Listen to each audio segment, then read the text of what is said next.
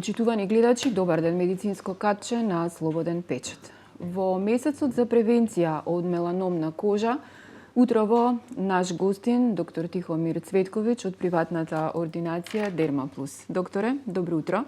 Ви благодарам што ја прифативте поканата од Слободен печат. Ви благодарам на приликата да поразговараме на една ваква сензитивна тема. Крај на месецот е, цел овој месец беше посветен на борбата против меланом. Ајде најпрво да позборуваме околу тоа дали меланомот е единствен карцином на кожата, која што е најголем орган во човечкото тело, или има и други типови на карциноми. Од оно што го најдов како статистика во Институтот за јавно здравје, за жал не е нешто свежо, меѓутоа е од 2022 година. Според неа се вели дека од 5 случаи на сите видови на рак на кожа, еден случај е меланом. Вкупно на глобално ниво над 300.000 луѓе заболуваат од меланом, а има околу 60.000 смртни случаи. Најпрво, значи, околу типовите на карцином, а потоа и околу каква е состојбата во Македонија.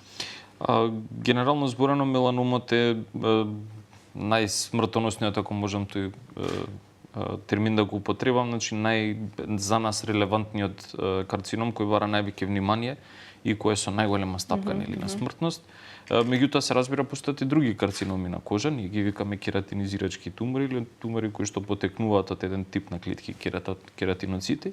И тие се оние 4 од веќе споменатите што ги зборевме. И тие се најчести, бидејќи се највеќе асоцирани со сонце и фотоизложено и најбрзо настануваат во поглед на тоа. Меланомот за жал е најлошата лотарија што може да се добие. Меѓутоа, тие други карциноми како базалиомот, односно базоцеларниот карцином и сквамоцеларниот карцином се далеку почести и заслужуваат внимание независно нели што приматот го држи меланомот. Сепак тоа се малигни процеси кои што за среќа нели се полокализирани, имаме повеќе време или простор да интервенираме во однос на нивната презентација и нивната симптоматологија. Често пати, значи не специфични симптоми има и често пати се занемаруваат од страна на популацијата во зависност од тоа нели се во која фаза веќе доаѓаат кај мене кога се манифестни и ние ги гледаме често во пракса, генерално се резервирани за да речеме повозрастна, позрела популација и се разбира главната варијабла е секогаш УВ-зрачењето, така и ги локализираме, таму и ги бараме на фотоизложени места, како лице, како глава, како раце.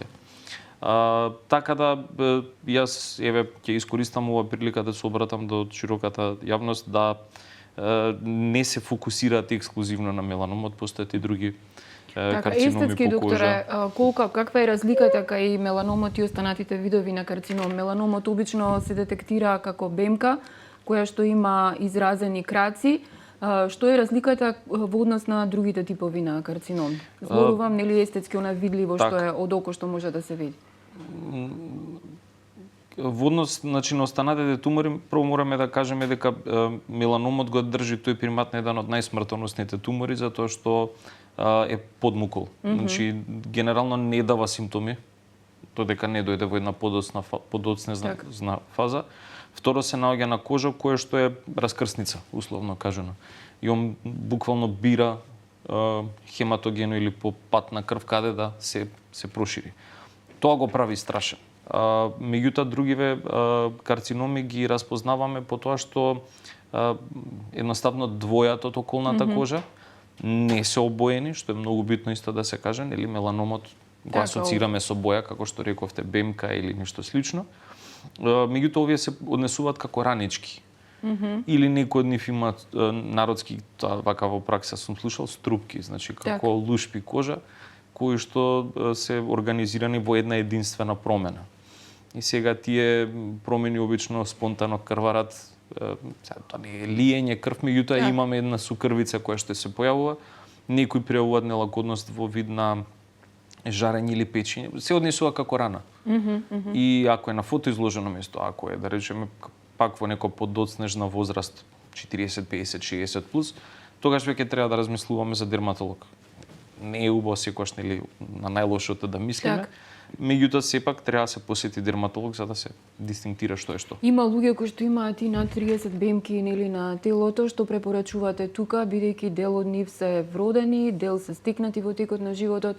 Колку е доволно пациентот да направи контрола? Дали еднаш годишно, еднаш на 2 години, што препорачуваат дерматолозите? Светските гајдлајни за редовна контрола или за редовна дермоскопија и мапирање на бемките на телото вика 1 година. Тој услов треба да биде подкрепен од неколку параметри кои што ние ги користиме во нашата евалуација со цел да кажеме дали еден пациент е високо или ниско ризичен. Генерално 1 година е некој оптимален, и тоа зимските месеци од годината се препорачуваат, се оптимални за да направиме еден општ скрининг. Значи со помош на дермоскоп се проверува цело тело од горе до доле, со дланки, со табани, со интима, со цела регија, значи и се зема многу битно во целата работа анамнезата на пациентот. Значи историјата мора да се земе во предвид. Кога скринираме за меланом, генерално поставуваме 4 до 5 битни прашања. Дали професијата или хобито е на сонце, дали имаме во семејната историја член од семејството кој што имал меланом. Ја земаме во предвид возраста, меѓутоа земаме во предвид и тој веќе наш параметар, колку тие бемки по телото се би рекол чудни. Затоа што имаме ние таква категорија на чудни или атипични бемки, и ако да речеме ни доминираат во видното поле или во однос на останатите бемки, тогаш ние тој пациент го карактеризираме како пациент од ризик. Никогаш нема гаранција дека би прошло во меланом, но заслужува едно внимание по-конкретно. И сега да речеме, зависно што најдеме, може на 6 месеци да се видиме, и на 3 месеци да се видиме. Меѓутоа, светот е таков каков што е, ние во Македонија таа пракса немаме, но превенцијата генерално во останатите земји од светот кои што се на една повисока инстанца од нас и превентивно ги ексидираат, ги вадат. Така, па превентивата е суштина и најдобра заштита. Како дерматолог секогаш, веројатно како и вашите колеги, се водите по на класификација А, Б, С, Д, Е. Што значи тоа кога е меланомот во прашање? Генерално таа класификација заедно со севомпоинчекот се претежно дизајнирани да помогнат на пациентот, односно како алатка за пациентот за самоевалуација. Ние како дерматолози користиме дермоскоп. Кај нас таа класификација многу не ни менува, затоа што ние си имаме своја азбука дермоскопска, според која се водиме и ги класифицираме бемките, дали е ваква, онаква, нели ризична, неризична, мирна, сомнителна и така натаму. Но овој чеклист ABCD е многу практичен за пациентите, чисто да добијат една ориентација или во најмала рака да им супали една сјаличка дека е време да се посети дерматолог. Таа кратенка е акроним всушност од неколку параметри физички на самата бемка. А за плоштина, Б за граници, С за боја, еволуција и ќе ми извините, одамна е стара класификација, дето конкретно во моментов не ми тикнува.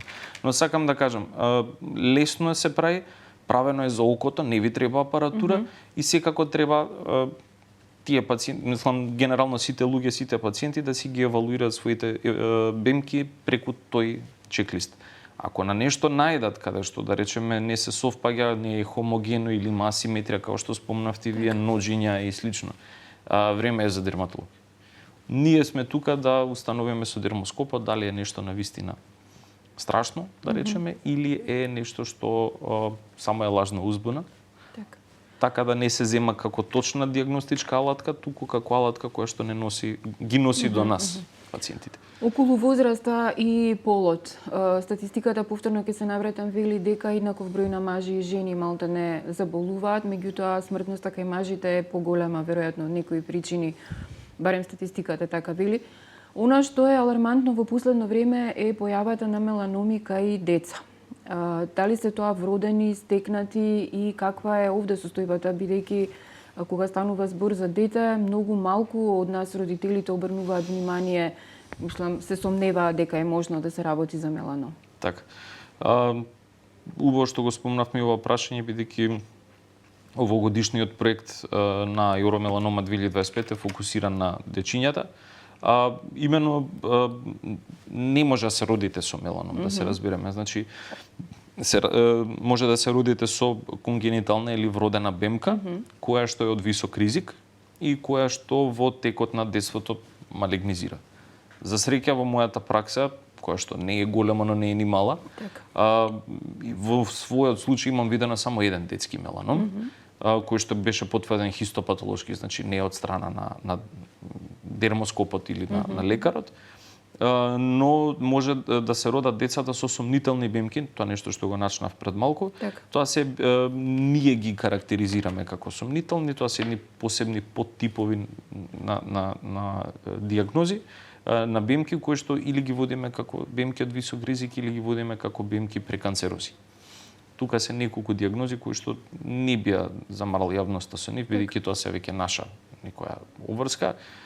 Но ако приметите кај своето детенце дека имате некоја промена која што е сама, која што е обоена, која што ете вака народски боде очи, не гледам изговор зашто да не се посети дерматолог. Мислам, се разбира, родителите се совесни и доаѓаат за превентивни прегледи, но сакам тој тренд да се задржи, ако не и да биде поконкретен и појасен и по дерматолози има, генерално... Има дерматолози, има хирурзи кои што потоа на пластика ги отстрануваат и пациентот е веќе нормално нели продолжува да живее понатаму, претпоставувам со некои минимални контроли. 5-годишните нели прогнози се одлични ако рано се фати, ако рано се елиминира, така да стварно нема изговор зашто не би се направил еден преглед. Докторе, да го спомнеме и 4 јуни, има еден настан, малку за настанот вие повеќе. Зашто конкретно се работи? Повеќе нешто посебно детали нема да давам, бидејќи тоа се и релевантни моменти за нашата јавност. Тоа што единствено сакам да го знаете дека на 4 јуни во градскиот парк на Школка ќе има акција од страна на дерматолозите на ниво на Македонија, кои што ќе вршат бесплатни прегледи. Јас ќе бидам дел од тој тим, ќе вршиме бесплатни прегледи на нашите граѓани. Меѓутоа фокусот оваа година е за дечињата, како што спомнав. Ќе вршиме бесплатни дермоскопски прегледи за кај дечиња и еве ги повикувам граѓаните да дојдат на тој настан. Тоа не е нешто баук, не е нешто страшно, никој од нас нема да има бели мантили, да носи маски, да биде страшно за дечињата, за нашите најмали, но ете така ќе има една опуштена атмосфера и би требало сите што се сомневаат и кои што имаат проблеми да отворена покана да се појават на 4. Кога сме веќе кај меланомот, повторно ќе ве пратам, нели, па тоа е темата на денешното интервју. Има ли начин да се превенира, бидејќи и времево ни е на некој начин непријател во моментов, имавме исклучиво ладна, дождлива пролет. Од следна недела метеоролозите најавуваат дури 31 степен и високо УВ зрачење. Како да се заштитиме, бидејќи доаѓа лето? Генерално постојат неколку смерници кои што уназад години не се променети, само ги потенцираме. Тоа нас не иде у прилог, бидејќи не мора да ги учиме луѓето на нешто ново. Старите правила важат од ден денеска. Крема со заштитен фактор треба да е прва линија на одбрана, меѓутоа и тоа не е така семокно, тоа е сепак еден 98% момент каде што немаме стотка. Значи мораме да работиме и физички да направиме бариера меѓу нас и сонцето, особено во оние активни часови помеѓу 10 и помеѓу 18 часот, особено за летото, нели за тој период. Сенка, и тоа дебела сенка, да се разбереме, чадор не е сенка.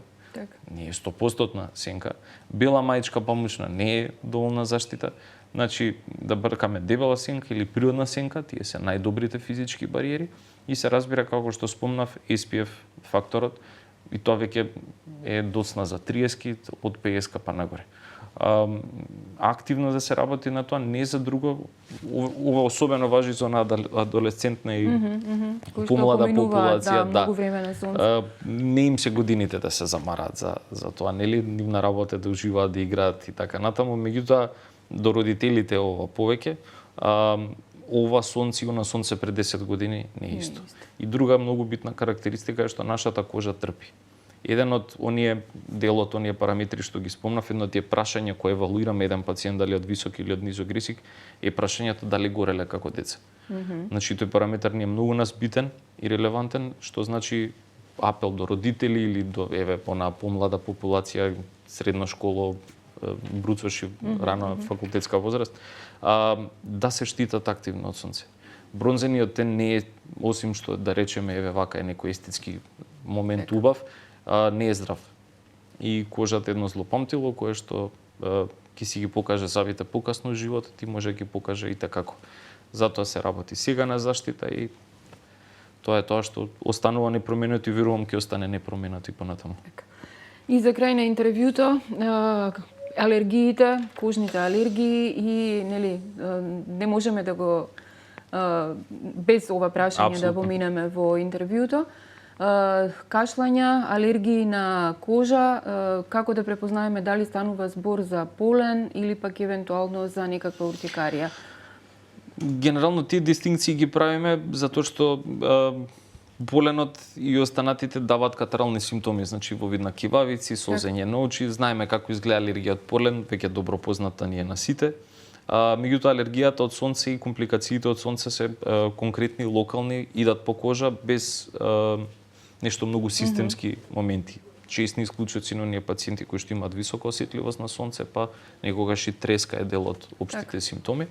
Но генерално осипот по кожа многу лесно го разликуваме дали од нешто што сме изели, испили или внеле суплемент таблета или од сонце, а тоа е што фокусот ќе биде на оние места кои што директно били изложени по сонце. Тоа би било лицето, вратот, деколтето, подлактиците.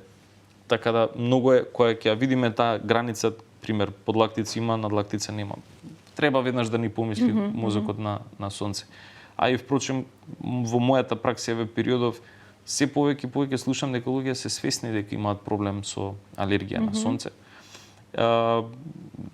Јасно се детектира, не треба кој знае каков дерматолошки некој пристап, анамнезата е повеќе од доволна.